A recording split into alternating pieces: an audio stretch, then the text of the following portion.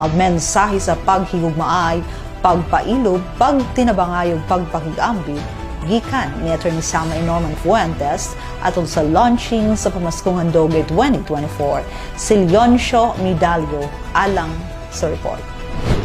Itong ato ni ipakita, pinagi sa atong paghigugmaay sa atong isig-isa. Pailob sa isig-isa ang atong pagtinabangay ug ang atong pakigambit kung unsa may naa sa atoa. Sanglit ana nakita sa panahon sa Kapaskuhan ang pagkatao ni Ginoong Hesus aron sa pagluwas sa katawhan tungod sa atong nahimong kasalanan ug atong mabatnan ang tinuod nga diwa sa Pasko ug atong ipakita ug ipatigbabaw ngadto sa matag usa pinaagi sa pagkamahigugmaon, pagpailob, pagtinabangay ug pagpakigambit kung unsay anaa kanato.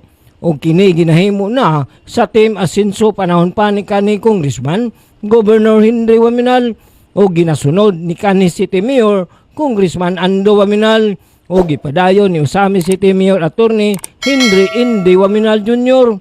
Kini ang mensahe sa umaabot Usami City Mayor Attorney Sam Norman Fuentes atol sa launching sa Pamaskong Handog 2024 Disyembre 8 sa Usami City Gymnasium. Sumala pa ni Atty. Fuentes nga walay suliran nga dili gayon mahatagan og kasulbaran kung ang tanan magtinabangay, magminhalay, maginambitay ug ang pagpaubos sa matag usa. Og kini iyang ipasalig og ipadayon sa iyang liderato ang tinudanay nga pagserbisyo sa katawang Usamisnon uban sa suporta sa probinsya ilalom sa liderato ni Governor Henry Waminal, Congressman Ando Waminal, Mayor Indy Waminal ug ilabi na nila House Speaker Martin Romualdez, President Ferdinand Bongbong Marcos Jr. aron magpabilin nga ang katawang Usamisnon ug ang tibok Misamisnon magpuyong malinawon, malambuon ug malipayon.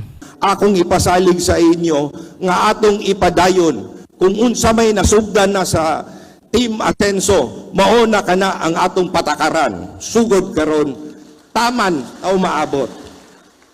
Mo kini ang atong pagabuhaton o pagtutok para pagserbisyo sa atong dakbayan para makuha gid nato tong ginapangandoy. Pero nagasugod naman pangandoy nga ang taga Usamis sama sa taga Misamis Occidental magpuyong, malinawon, malambuon o malipayon. Kinahanglan nga kita malipayon, malinawon, kinahanglan malinawon ang siyudad sa Dakbayan sa Usamis.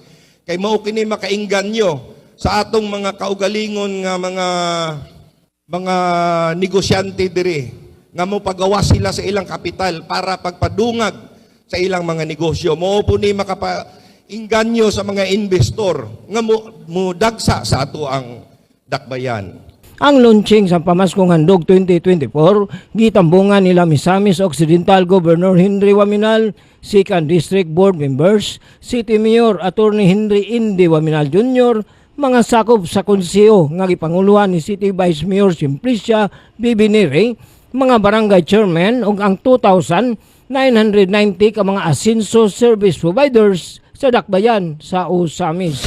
Alang sa Usamis today, ako si Leoncio Medallo. Salamat, Leoncio.